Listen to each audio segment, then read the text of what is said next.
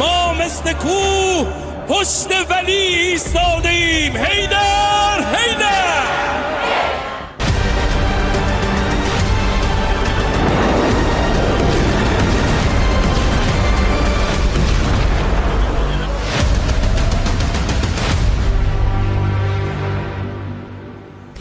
समंदर जब भी खौलते हैं सल्तनतें राख हो जाती हैं, लेकिन जब पानी काला पड़ जाए और बारूद की बू पूरी दुनिया का दम घोंटने लगे तो समझ लीजिए कि महायुद्ध का शंखनाद हो गया है।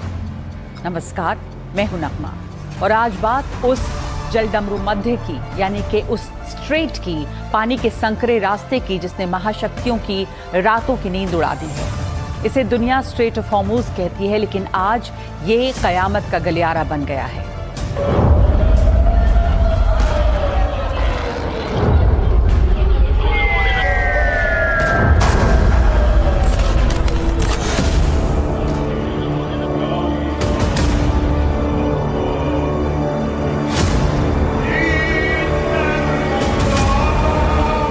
7-8 जुलाई की वो दरमियानी रात ईरान में विलापकाल चल रहा था। अपने रहबर के जनाजे पर पूरा ईरान आंसू बहा रहा, छाती पीट रहा, लेकिन नियति को कुछ और ही मंजूर था।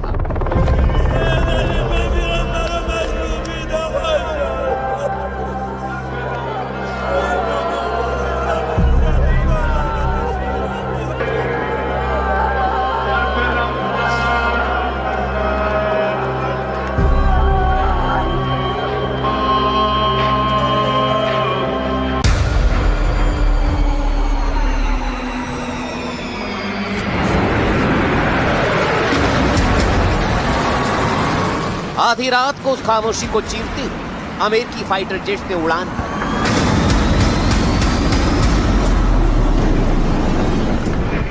जब तक ईरान अपने आंसुओं को पोंछ पाता, अमेरिकी बारूद ने उसके आसमान को लाल कर दिया।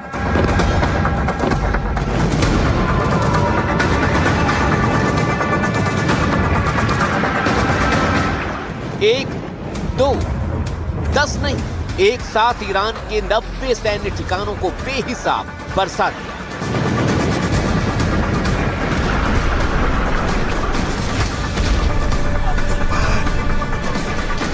ईरान के मिसाइल डिपो, ड्रोन सेंटर और कमांड पोस्ट सब मलबे में तब्दील हो गए।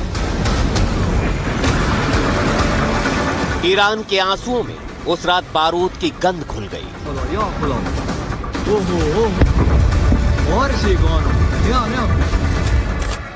युद्ध तब सबसे खतरनाक नहीं होता जब मिसाइलें चलाई जाती हैं। युद्ध सबसे खतरनाक शायद तब हो जाता है जब दोनों पक्ष ये तय कर लें कि अब भरोसा करने लायक कुछ बचा ही नहीं। ईरान और अमेरिका के बीच भरोसे की दीवार दरकी तो दुनिया के सामने महायुद्ध का नया संकट खड़ा होते देर नहीं लगी। अदावत बढ़ी तो अमेरिकी प्रेसिडेंट डोनाल्ड ट्रंप ने social media platform truth social पर एक बेहद आक्रामक पोस्ट लिखा है। कहा कि अगर ईरान ने उनकी हत्या की जरा भी कोशिश की तो ईरान को दुनिया के नक्शे से पूरी तरह से मिटा दिया जाएगा। ऑपरेशन के लिए अमेरिका की 1000 मिसाइलें इस वक्त बिल्कुल तैयार खड़ी हैं।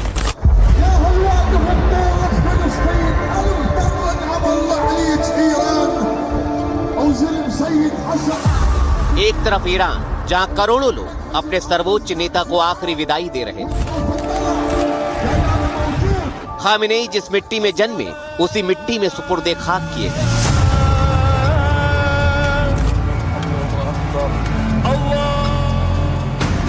और दूसरी तरफ वो हनर, वो गुरूर, वो जिद। अंकारा में नया आकार लेती है, जहां अमेरिकी प्रेसिडेंट डोनाल्ड ट्रंप एक वाक्य बोलते हैं, I am done with them, the ceasefire is over.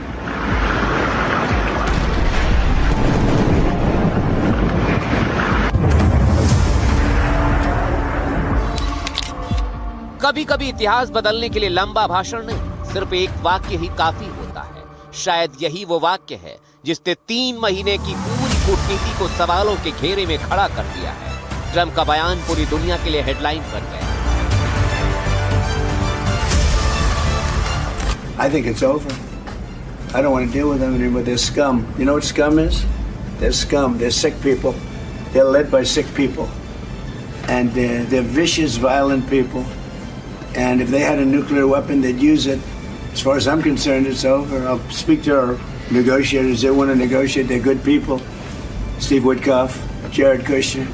But they have to come back to me. As far as I'm concerned, it's just a waste of time dealing with them. किसी ने नहीं सोचा था कि एक के बाद एक ऐसी तारीखें आएंगी जो इतिहास के पन्नों को खून से लिख देंगी। गौर कीजिए इस टाइमलाइन पर। 28 फरवरी, वो दिन जिसने ईरान की रीढ़ को हिला दिया।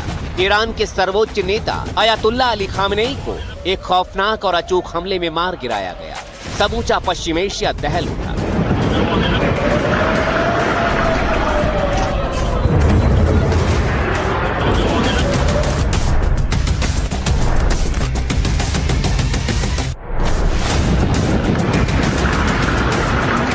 वक्त का पहिया घूमा। धधकते बारूद के बीच शांति की उम्मीद को बल मिला। 8 अप्रैल, ये वो तारीख जब जंग की आग के बीच पहला सीज़फायर हुआ।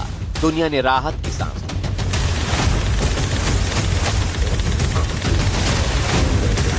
कैलेंडर पर तारीखें बदल रही थी। दुनिया को लग रहा था, दुनिया मान चुकी थी, महायुद्ध का बारूद ठंडा हो चुका है। और फिर आया 18 जून। दिन था बुधवार। महीनों की कूटनीति के बाद दोनों पक्षों के बीच एक ऐतिहासिक MOU साइन हुआ। लगा कि बारूद हमेशा हमेशा के लिए शांत हो जाएगा।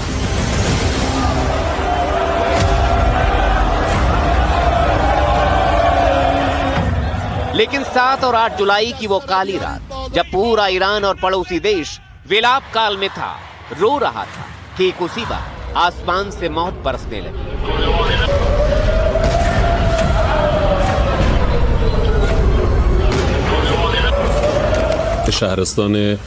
खबरों के मुताबिक दक्षिणी ईरान में कई धमाके सुने गए। IRIB के एक रिपोर्टर के अनुसार सिरिक काउंटी के तहरुई गांव के पास 8 धमाके सुने गए। केशम काउंटी के मेसेन गांव के पास भी 6 धमाकों की खबर है। कुछ ही मिनट पहले बंदर अब्बास में भी 10 धमाके सुने गए। हो सकता है कि ये धमाके प्रोजेक्टाइल, समुद्र में गोलीबारी या एयर डिफेंस एक्टिविटी की वजह से हुए हों। जैसे ही ट्रंप का ऑर्डर आया, ईरान एक बार फिर सुलग उठा।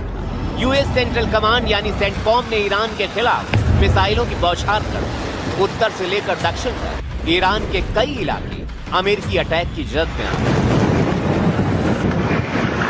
अगर ईरान के नक्शे को देखें तो समझ आता है कि अमेरिका ने बेहद सोची समझी रणनीति के तहत उन जगहों को निशाना बनाया जो ईरान की ताकत और उसकी इकोनॉमी की लाइफलाइन है।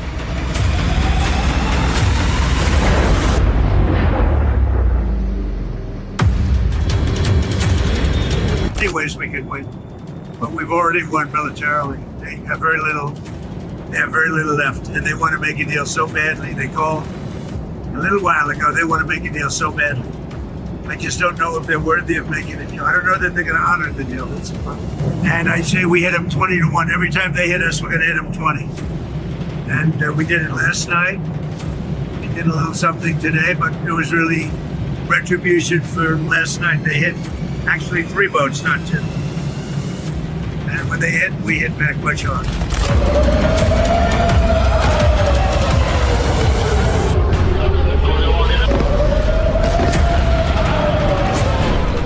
और फिर शुरू हुआ अमेरिका का वो तांडव जिसने ईरान के 170 ठिकानों को मलबे का ढेर बना दिया। बुशहर के परमाणु ठिकानों के पास अमेरिकी मिसाइलें गिरी। हालांकि परमाणु फैसिलिटी बच गई, लेकिन इरादे साफ।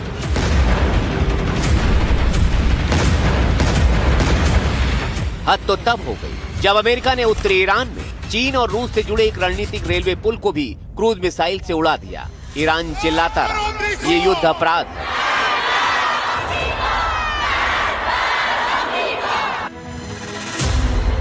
लेकिन तीसरी रात भी अमेरिकी बमवर्षक विमान आसमान से मौत बरसाते रहे।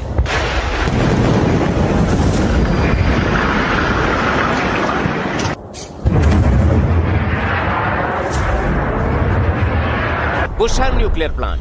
बुशहर प्रांत में कई धमाके सुने। ये वही इलाका है जहां ईरान का न्यूक्लियर पावर प्लांट है। यानी अमेरिका ने सीधे सीधे ईरान के परमाणु कलेजे पर चोट की है। चीन रूस कॉरिडोर, दावा किया गया कि अमेरिकी हवाई हमले में उत्तरी ईरान के गुलिस्तान प्रांत में मौजूद अक-तक खान रेलवे ब्रिज को भी उड़ा दिया गया। ये वो रणनीतिक रूट जिसके जरिए ईरान अमेरिकी नाकेबंदी के बावजूद चीन और रूस के साथ सीधा व्यापार कर रहा है। स्ट्रैटेजिक रेलवे ब्रिज, अमेरिकी स्ट्राइक ने तेहरान से मशहद जाने वाली रेलवे लाइन के 2 पुलों को तबाह कर दिया।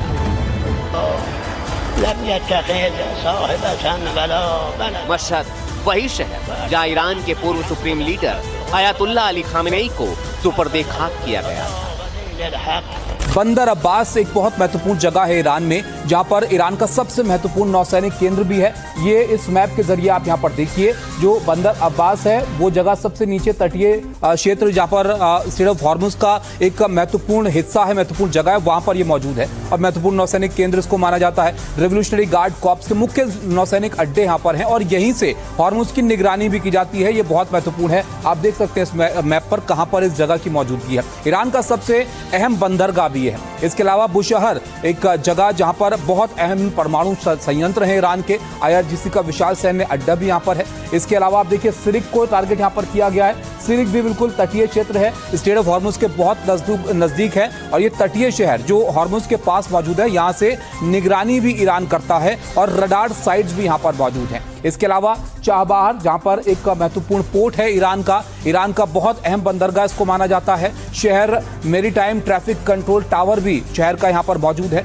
इसको भी टारगेट किया गया। इसके अलावा केशम द्वीप, ये नाम आपने बहुत सुना होगा पिछले कुछ दिनों में जब से ये तनाव यहां पर बढ़ा है। केशम द्वीप तेल और गैस का एक बड़ा हब है ईरान का और हॉर्मुज में स्थित ईरान का सबसे महत्वपूर्ण द्वीप इसको कहा जाता है और यहाँ पर अंडरग्राउंड मिसाइल सिटी भी मौजूद है, इसको भी टारगेट अमेरिका ने किया। इसके अलावा लवान द्वीप आप जरा देखिए, जो लवान द्वीप है उसको भी यहाँ पर निशाने पर लिया गया। यहाँ पर ईरान की ऊर्जा का एक महत्वपूर्ण प्रमुख केंद्र है और यहाँ पर ऑयल प्रोसेसिंग यूनिट भी ईरान की है जिसको निशाने पर लिया गया है। ईरान शहर दक्षिण पूर्वी ईरान का एक महत्वपूर्ण शहर है, सैन्य गतिविधियों के लिए बेहद अहम इसको माना जाता है और अहम हवाई अड्डा भी यहाँ पर मौजूद है। तो ये तस्वीर से आप यहाँ पर अंदाजा लगा सकते हैं किन किन जगहों को अमेरिका ने इस बार के अटैक्स में निशाना बनाया है। उधर ईरान के नए रहबर का पैगाम आया, संदेश सुपर पावर को है। मुज्तबा खमेनेई ने साफ कहा, मैं रहूं ना रहूं, दोनों जंगों में ईरान के जो लोग शहीद हुए उनके लहू के हर कतरे का बदला ईरान लेकर रहेगा। लेकिन अमेरिका ने सीज फायर को अचानक क्यों तोड़ा? अमेरिका ने दावा किया कि ईरान ने स्ट्रेट ऑफ हॉर्मुज में 3 अंतर्राष्ट्रीय जहाजों को निशाना बनाकर 18 जून के समझौते की धज्जियां उड़ाई हैं। लेकिन इसके पीछे की असली जंग क्या है? असली जंग है क्रूड ऑयल और पानी का वो संकरा रास्ता जिसे स्ट्रेट ऑफ हॉर्मुज कहते हैं, जहां से दुनिया की 1/3 तेल सप्लाई गुजरती है। अमेरिका की नौसैनिक नाकाबंदी के डर से ईरान ने वो किया जिसकी किसी को उम्मीद नहीं थी। जब दुनिया ये मान बैठी थी कि अमेरिकी बमबारी के बाद ईरान घुटनों पर आ जाएगा, ठीक उसी वक्त तेहरान ने वो ऑयल बम फोड़ा जिसने वॉशिंगटन के होश उड़ा दिए। जिस हॉर्मुज स्ट्रेट को अमेरिका ने चारों तरफ से लॉक करने का दावा किया था, उसी हॉर्मुज के सीने पर पैर रखकर ईरान ने सिर्फ एक रात में रिकॉर्ड 1 करोड़ बैरल कच्चा तेल और फ्यूल ऑयल दुनिया के बाजारों के लिए रवाना कर दिया। ये सिर्फ तेल का एक्सपोर्ट नहीं, अमेरिका की नाक के नीचे ईरान का वो शक्ति प्रदर्शन है जिसने साबित कर दिया है कि खाड़ी का ये समंदर अब सिर्फ और सिर्फ सुपर पावर की मर्जी से नहीं चलेगा। खत्म अल अंबिया सेंट्रल हेडक्वार्टर ने देश के दक्षिणी हिस्सों पर आतंकवादी अमेरिकी सेना के आज के बुरे हमलों का जिक्र करते हुए एक बयान में चेतावनी दी। इस्लामी ईरान की संप्रभुता और क्षेत्र के खिलाफ हमला करने वाली अमेरिकी सेना को मदद देने वाली कोई भी जगह सशस्त्र बलों के लिए एक वैध निशाना होगी। अमेरिका ने ईरान पर हमला किया तो तेहरान ने अपनी रणनीति 180 डिग्री बदल डाली। तेहरान ने ढाल अंतर्राष्ट्रीय नियमों को बनाया। अंतर्राष्ट्रीय नियम कायदों के मुताबिक जो जहाज हॉर्मुज के बीच से गुजरते थे वो पूरी तरह से ठप। ईरान ने अपनी संप्रभुता का इस्तेमाल करते हुए लारक द्वीप के उत्तर से अपने टेरिटोरियल वाटर यानी प्रादेशिक सीमाओं के भीतर एक नया वैकल्पिक समुद्री रूट एक्टिवेट कर दिया। अब इस रूट से सिर्फ वही जहाज निकल सकते हैं जिन्हें ईरान के रेवोल्यूशनरी गार्ड की हरी झंडी मिलेगी। कूटनीति की भाषा में इसे नया तेहरान टोल बूथ कहा जा रहा है, जिसने वैश्विक शिपिंग लाइंस को अपनी शर्तों पर झुकने को मजबूर कर दिया है। हुर्मुज़ स्ट्रेट पर ईरान और ओमान का अधिकार। ईरान ने जो व्यवस्था तय की उसके बारे में हम खाड़ी के अन्य देशों से भी सलाह मशवरा करेंगे। अगर उन व्यवस्थाओं को लेकर उनकी कोई राय होगी तो हम उनसे बातचीत करेंगे। इसलिए हुर्मुज़ स्ट्रेट पर अधिकार और उसके प्रबंधन की जिम्मेदारी ईरान के पास है। अगर दूसरी तरफ वाले अपने वादे पर कायम नहीं रहते तो हम युद्ध के लिए तैयार हैं। अमेरिका के किसी भी बड़ी नौसैनिक नाकेबंदी को नाकाम करने के लिए ईरान ने इस नए रूट पर मौत का ऐसा त्रिकोणीय चक्रव्यूह बिछाया जिसके पार जाना अमेरिकी फिफ्थ फ्लीट के लिए आत्मघाती साबित हो सकता है।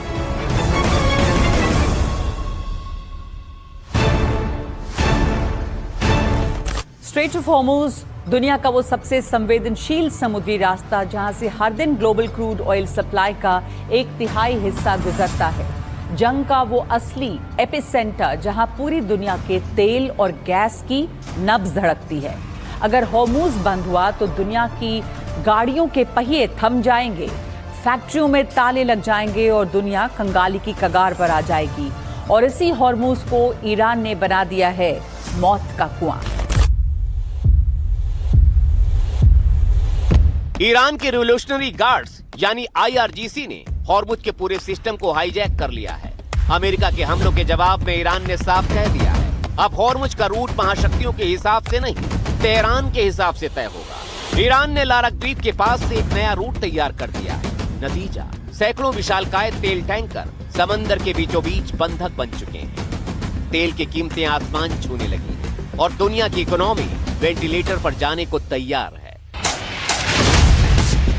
ऑपरेशन काला पानी में अब आपको तेहरान की उस बारूदी चक्रव्यूह की ताकत का ट्रेलर दिखाते हैं जिसकी व्यूह रचना सुपर पावर अमेरिका के माथे पर भी चिंता की लकीरें खींच रही है। सतह पर IRGC नेवी की सैकड़ों घातक स्पीड बोट्स को उतारा गया। मकसद है अमेरिकी वॉरशिप पर स्वॉर्म अटैक यानी झुंड में हमला करना और कमर्शियल जहाजों को जबरन नए रूट पर मोड़ना। सुपर पावर के खिलाफ तेहरान ने आसमान में घातक सुसाइड ड्रोन्स का रडार अम्ब्रेला सुपर एक्टिव कर दिया है। मकसद किसी भी हवाई खतरे या अमेरिकी सर्विलांस को देखते ही कामिकाज़े यानी आत्मघाती हमला करके टारगेट को तबाह कर दे।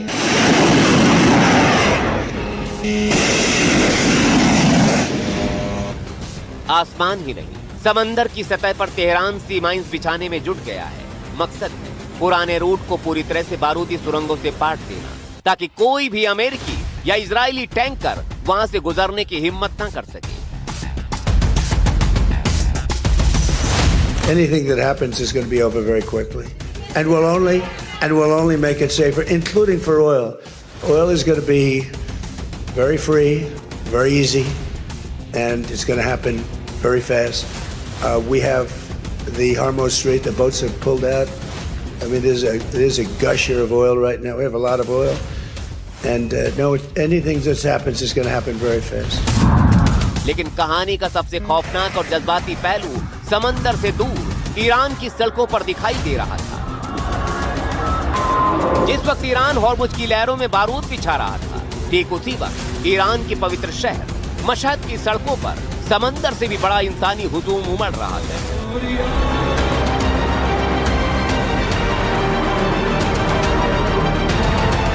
रोती बिलखती आंखें, छाती पीटती भीड़ और हवा में गूंजते कसमों के नारे। ईरान के पूर्व supreme leader Ayatollah Ali Khamenei के जनाजे को सुपुर्दे खाक किया जा रहा था। ईरान में हर बच्चे की जुबान पर, हर घर की दीवार पर एक इबारत का साया हमेशा रहता है, फिरोज़ी खून बर शमशीर, यानी तलवार पर खून की जीत। करबला के मैदान से निकली ये वो हुंकार है जो कहती है कि जब हक के लिए खून बहाया जाता है तो वो जुल्म की तलवार को भी तोड़ देता है।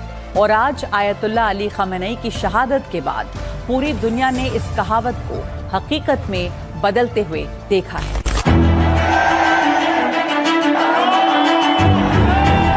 तेहरान से आई इन तस्वीरों पर गौर कीजिए। खामेनेई के जनाजे पर लिपटा ये लाल कपड़ा एक महज कफन नहीं है। कूटनीति और शिया परंपरा की भाषा में इसे इंतकाम की सौगंध माना जाता है। लाल कपड़ा यानी खून का बदला खून। और जब जब ईरान ने लाल झंडा या लाल कपड़ा निकाला है, तब तब उसने दुनिया को बताया है कि अब समझौते का वक्त खत्म हो चुका है। अब बारी सिर्फ और सिर्फ कयामत की।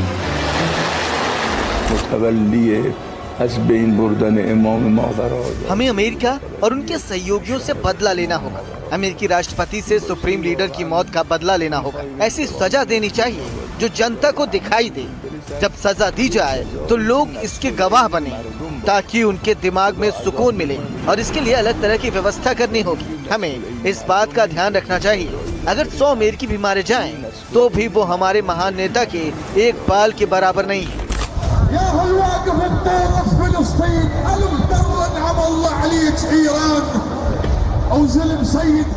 अयातुल्ला अली खामनेई का जनाजा जिस ईरान के पवित्र शिया धर्मस्थल उनके जन्मस्थान मशहद की इमाम रजा दरगाह में सुपुर्दे खाक किया गया।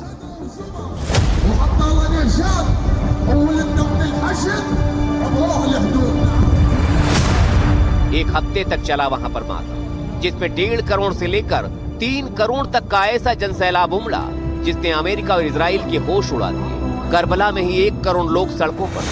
ये जनाजा सिर्फ एक अंतिम विदाई नहीं थी, ये बिखरी हुई कौम को एक झंडे तले लाने की कसम थी। ये दुनिया को दिखाना था कि जंग की तबाही से ईरान का इंकलाबी जज्बा टूटा नहीं, बल्कि यह और फौलाद बन चुका है।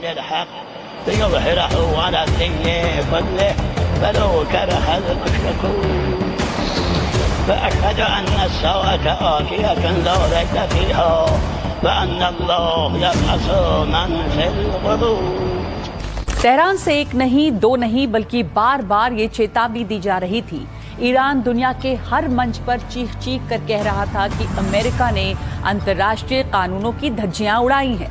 वॉशिंगटन ने समझौतों की मर्यादा को तार तार किया है और उस साझा दस्तावेज की हर शर्त का उल्लंघन किया है जिस पर कभी दोनों देशों की साख टिकी थी। ईरान का सीधा तर्क था, जब अमेरिका ने वादों का कोई मान ही नहीं रखा तो फिर बातचीत का रास्ता बंद हो जाता है और ऐसे में जवाब तो देना ही था।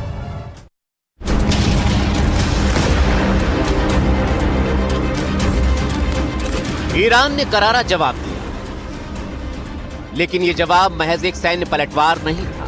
यह तेहरान का वो प्रचंड प्रहार था जिसने पूरी खाड़ी को एक बार फिर बारूद के दहकते हुए ढेर पर बिठा दिया है।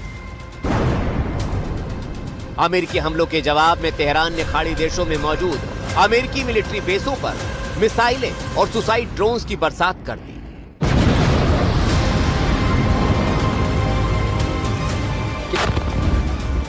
ईरान की रिवोल्यूशनरी गार्ड्स IRGC ने दावा किया है कि उसने खाड़ी मुल्कों में अमेरिकी हमलों के हिसाब से ही रिटेलिएशन किया है। बहरीन और कुवैत में 85 अमेरिकी सैन्य ठिकानों को मिसाइल और ड्रोन से निशाना बनाया गया। इसमें अमेरिकी 5th फ्लीट मुख्यालय और अली अल सलेम एयरबेस भी शामिल बताए गए हैं। ईरान का दावा है कि उसने कुवैत में अमेरिका के सबसे अचूक हथियार पैट्रियट मिसाइल डिफेंस सिस्टम को नष्ट कर दिया है। कतर में अमेरिकी सेना के अर्ली वार्निंग सैटेलाइट एंटीना को ब्लाइंड कर दिया है। बहरीन में अमेरिकी नौसेना के फ्यूल टैंक्स को आग के हवाले कर दिया। ईरानी मीडिया की रिपोर्ट्स कहती हैं कि हमले की जद में जॉर्डन भी आने लगा है। जहां एयर रेड सायरन बजने लगे, तेहरान ने साफ संदेश दिया है कि जंग अब एक तरफा नहीं होगी।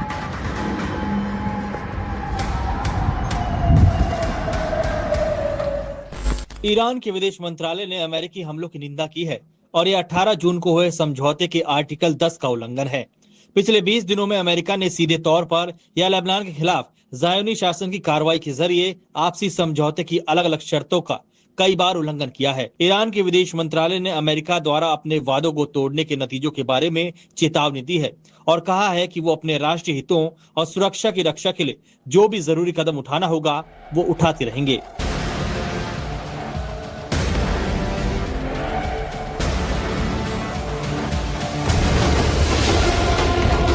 ये मंजर देखकर आज इतिहास खुद को दोहराता हुआ दिख रहा है। याद करिए पिछली बार का वो 40 दिनों का भीषण युद्ध जिसने पूरी खाड़ी को मलबे और धुएं के गुबार में बदल दिया था।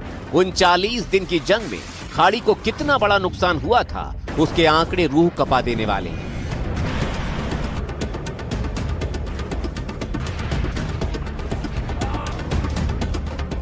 पिछले 40 दिन के महायुद्ध की वजह से वैश्विक तेल आपूर्ति में 15% की गिरावट आई थी। कतर और कुवैत के गैस प्लांट पर हुए हमलों की वजह से पश्चिम एशिया की इकोनॉमी को 120 अरब डॉलर से ज्यादा का सीधे तौर पर नुकसान हुआ था। शिपिंग इंश्योरेंस की दरें 400% तक बढ़ गई थी, जिससे खाड़ी के देश कंगाल होने की कगार पर पहुंच गए थे। जब युद्ध छिड़ा तो खेल सिर्फ सीमाओं तक महदूद नहीं रहा। तेल के वो कुएं जो खाड़ी देशों की तकदीर और दुनिया की अर्थव्यवस्था को चलाते हैं, वो देखते ही देखते आग के शोलों में तब्दील हो गए।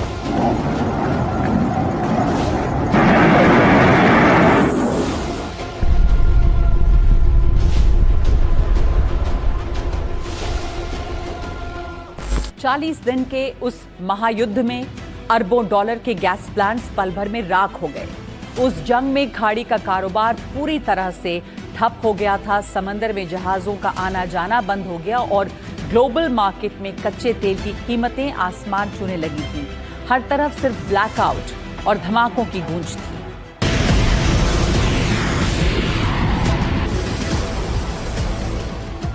सबसे बड़ी चोट तो यूएई पर पड़ी थी, जिसे दुनिया बिजनेस, टूरिज्म और अमन का सबसे बड़ा हब मानती थी। वो यूएई कैसे सुलगा था, याद कीजिए। अबू धाबी और दुबई के बाहरी इलाकों में मौजूद तेल के टैंकर्स और रिफाइनरियों को ड्रोन हमलों से निशाना बनाया गया था। शीशे की गगनचुंबी इमारतों वाले शहर के आसमान में जब मिसाइलें इंटरसेप्ट हो रही थी, तो यूएई का पूरा बिजनेस मॉडल हिल गया था। विदेशी निवेश रुक गया था, उड़ानें रद्द हो गई थी और जो खाड़ी देश खुद को इस जंग से दूर मान रहे थे, वो सीधे तौर पर इसकी जद में आ गए।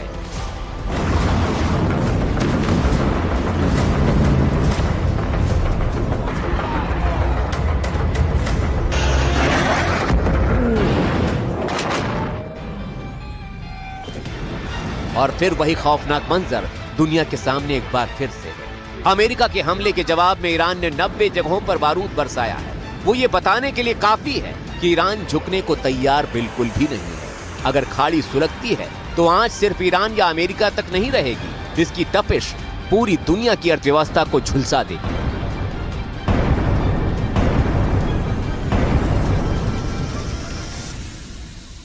अब सवाल ये उठता है कि क्या पश्चिम का संकट फिर बढ़ेगा?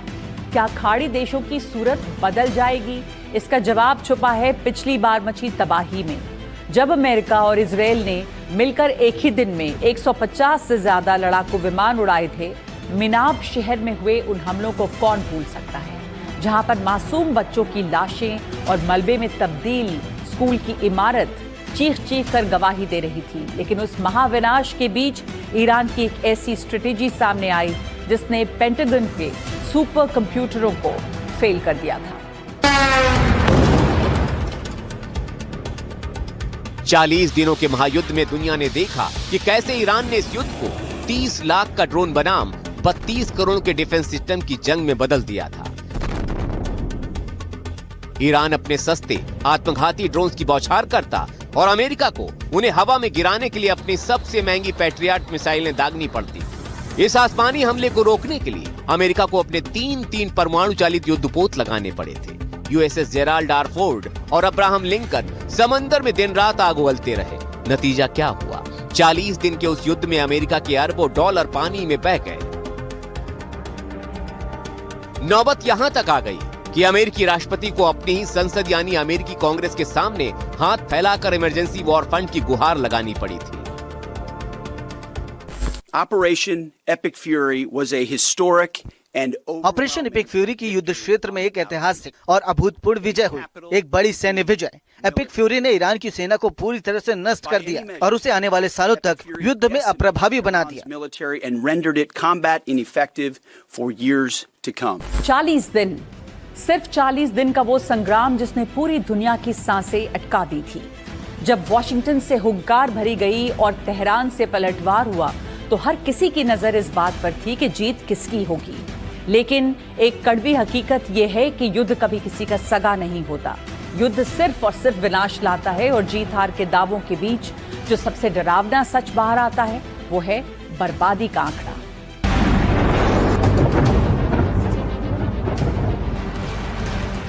तारीखें और तथ्य गवाह हैं। पिछली बार 40 दिनों की एपिक फ्यूरी ने महाशक्ति अमेरिका के आर्थिक अहंकार को भी तोड़ा और ईरान को भी गहरे जख्म दिए थे। आखिर उन 40 दिन के विनाशकाल में किसको कितना और कैसा नुकसान हुआ था? अब दोनों देशों के नुकसान की सीधी कूटनीतिक तुलना करते हैं और नुकसान की फाइलें खोलते हैं। वॉशिंगटन ने सोचा था कि वो आसमान से मिसाइलें बरसाकर जंग को अपने रिमोट कंट्रोल से चलाएगा, लेकिन थिंक टैंक CSIS यानी centre for strategic and international studies के आंकड़े बताते हैं कि अमेरिका ने सिर्फ अपनी मिलिट्री इन्वेंट्री को फिर से भरने के लिए 26 बिलियन से ज्यादा के केवल म्यूनिशंस यानी मिसाइलें और बम फूंक दिए, बल्कि 1000 से ज्यादा टोमाहॉक और 1100 से ज्यादा JSSM मिसाइलें हवा में उड़ा दी। पैट्रियट और थाट के डिफेंस इंटरसेप्टर्स ने अमेरिकी खजाने में गहरा छेद कर दिया। कुल मिलाकर डायरेक्ट खर्च $40 बिलियन को पार कर गया।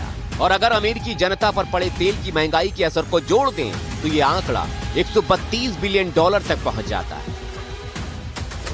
लेकिन इतना सब होने के बाद, अरबों डॉलर पानी की तरह बहाने और अपने सैन्य बेस को बारूद की आग में झोंकने के बाद भी व्हाइट हाउस का मिजाज नहीं बदला। जब जब अमेरिकी प्रेसिडेंट कैमरे के सामने आते हैं तो उनके चेहरे पर नुकसान का कोई मलाल नहीं दिखता। वो बार बार हर मंच से पूरी दुनिया के सामने एक ही बात दोहराते हैं कि अमेरिका को जो हासिल करना था वो कर लिया। वॉशिंगटन ने ईरान में अपने सभी सैन्य और रणनीतिक लक्ष्य हासिल कर लिए।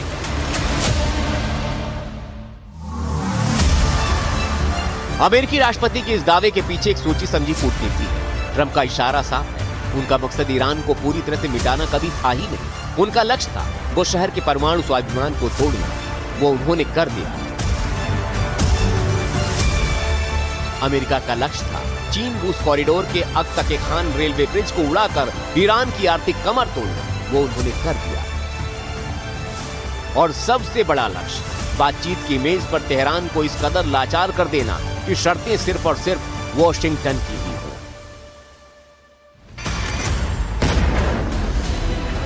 इसके उलट 40 दिन के युद्ध ने ईरान को गहरे जख्म दिए। ईरान का आर्थिक नुकसान सिर्फ पैसों में नहीं नापा जा सकता।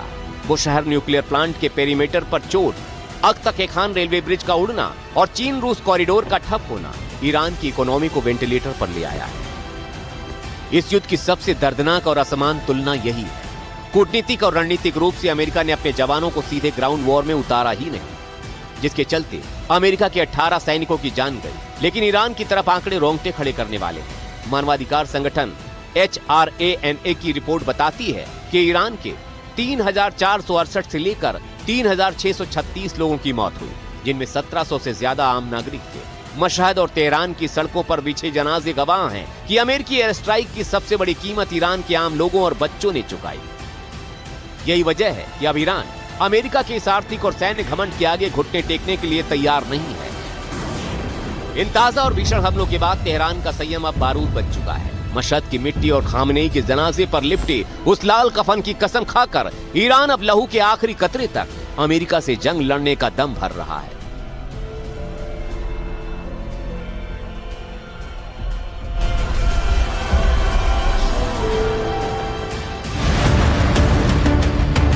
उधर जिस वक्त पूरी दुनिया का ध्यान हॉर्मुज स्ट्रेट में बिछ रहे बारूद पर टिका था, जिस वक्त खाड़ी में धमाके हो रहे थे, ठीक उसी वक्त सुपर पावर अमेरिका के एक और हमले ने पूरी दुनिया को हिलाकर रख दिया। यह हमला खाड़ी के मुहाने पर नहीं, बल्कि सीधे उस चाबहार में हुआ जिसकी तरफ दुनिया की एक बड़ी आबादी उम्मीद भरी नजरों से देख रही थी।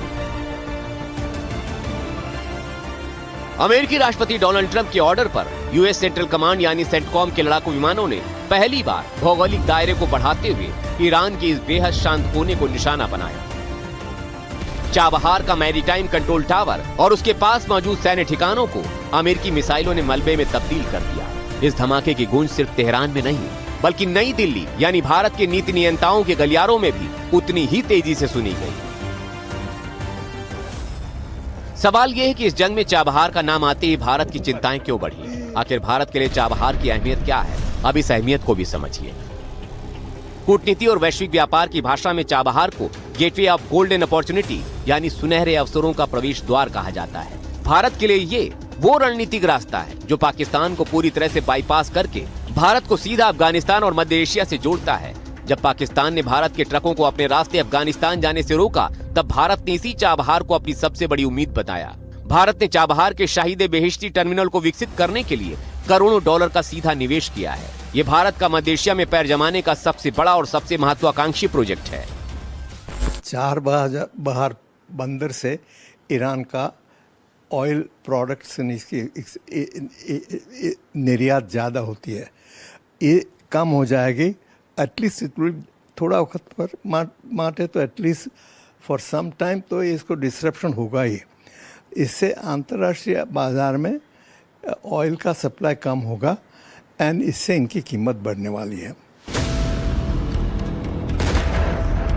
इसीलिए जिस वक्त ईरान की सरजमीन पर रहस्यमयी बमबारी हो रही थी, ठीक उसी वक्त तेल अवीव के एक सैन्य ठिकाने पर इजराइल के प्रधानमंत्री बेंजामिन नेतन्याहू और नए नवेले रक्षा मंत्री इजराइल काट्ज नए फाइटर पायलट्स के सामने खड़े होकर दुनिया को एक नया और बेहद खतरनाक अल्टीमेटम दे रहे थे।